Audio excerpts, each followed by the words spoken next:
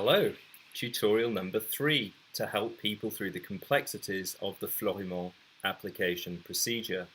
As you can see, I have my browser tab open at the highlighted, very important blog entry on the Blog d'Orientation de Florimond, which contains all the necessary documents and explanations that I need.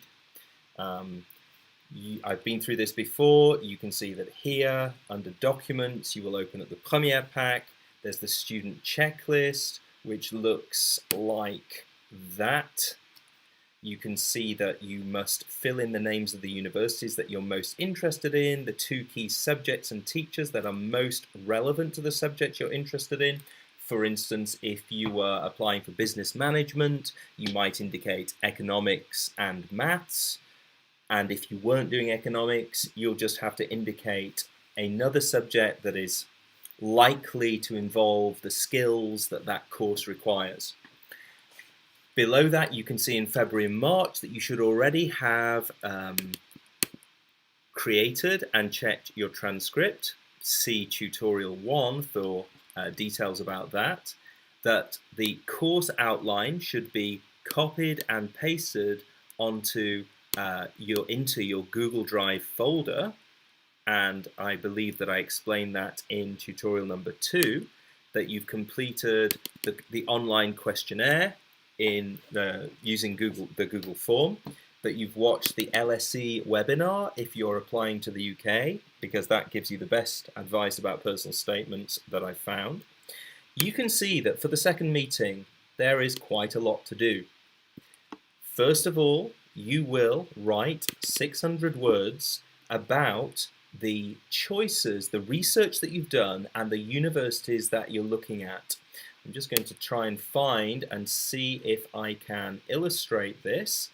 The 10-step guide, I need to open that up in Word.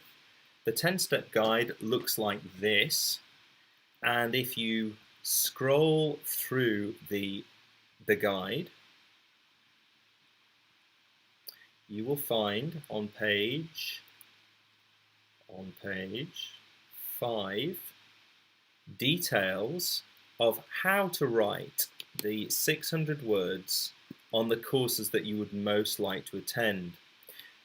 I've looked at 10 universities offering business all in the south of London or south or London area. This is very important to me because the one that stood out more than any was Royal Holloway because firstly, secondly, and thirdly, and so on and so forth. Make sure that that piece of research is detailed, thoughtful, intelligent, and shows good knowledge of the various options available to you. You will also need to produce a first version of your personal statement. This must not be emailed. This must be done on a Google Doc. The details of the course that you're interested in with the keywords, I've already explained that in another tutorial, how to find the keywords for your course, must be copied and pasted at the top of that Google Doc. If the course description is not there, you will have wasted a meeting. You will go and sit somewhere by yourself and do it, and you will come back when you have done what was expected. So going back to the browser, you can see that the 600 words is done like that, that the personal statement version 1 is something you write and put on the Google Doc, and then it's very important, you see here's another simplified version of what's expected. It's very important that you check that first version. By the way, there's some advice on how to write the personal statement. It gives you example sentences and sentence starters that you can use. They'll be very useful. You'll need to use this checklist. It's right at the back of the How to Apply in 10 Steps document. You use this checklist for the first version, the second version, and the third version of your personal statement. I'll expect to see ticks or crosses in these boxes. For instance, you've copied and pasted the subject description and left the key headings at the top of the Google Doc PS between each version.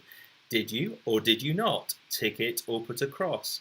The opening paragraph clearly demonstrates why you wish to study that particular subject. Check whether it does or not. If it doesn't, change it so it does. So you can put a tick instead of a cross. Make sure your personal statement is based on 3 key experiences that you analyze and show what you learned from those experiences and what kind of skills you developed.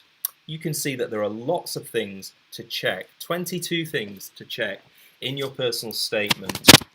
And to help you even more understand what you need to do, what a personal statement is like, I've provided in the Première pack, which is under Documents, back on the Blog d'Orientation, I've provided example personal statements. These are contained in, from memory, folder number 3 in the Première pack on Google Drive. There you go, the orange folder, personal statement, examples and advice. Double click.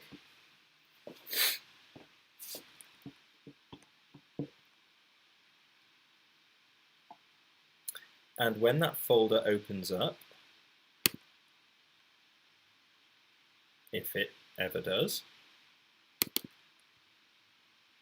there we go, you'll find a PDF of personal statements produced in the last application cycle, which I think you'll find very useful. First of all, at the top, it gives even more advice about how to write a personal statement. Use examples from school, use keywords that are specific to the subject, psychology if you're planning to study marketing, management, organization if you're planning to study business management, key experiences you've had, what makes you think that this is the right subject for you, and so on. And then you can see that there is a list of all the subjects that people applied for at Florimont last year. So let's say I want to study medicine. I know that there's an example on page 5. We'll go to it in a minute. This is very important. I want you to print out the relevant personal statements and do an analysis of them in terms of what experiences are contained in the personal statement, where are those experiences analysed, and how many technical or subject-related terms have been used in that personal statement. I will expect you to come to meeting 2 or 3 with an example personal statement highlighted in terms of experiences, analysis of experiences, and technical terms so that you can see the kind of thing that's needed. I said I was going to go to medicine, so we move down, Surrey Liberal Arts, I believe it was here. So this is what one of our students produced last year. You print that off, you highlight the experiences, you highlight how this student shows what she learnt by doing whatever it was that was done. Through my IB, I've developed 3 main characteristics. Firstly, I practice empathy by helping others. When learning about Venn diagrams, by listening to other students' questions on the topic, I established their mental pathway towards this exercise, and then I could readapt my explanation to suit their logic. There's an example of this student not just saying, I listened to other students asking me about Venn diagrams, but analysing a skill that she was learning or developing or showing through that experience. She could understand where the students were coming from. She was demonstrating the skill of empathy. Have a look at some of these personal statements yourself and you'll see what I mean. Finally, how do you turn a university web page for a particular subject into your own subject description, kind of résumé, précis of what is needed? Let's imagine that I want to apply to Durham University and I'm interested in economics. I go to the web page for that subject.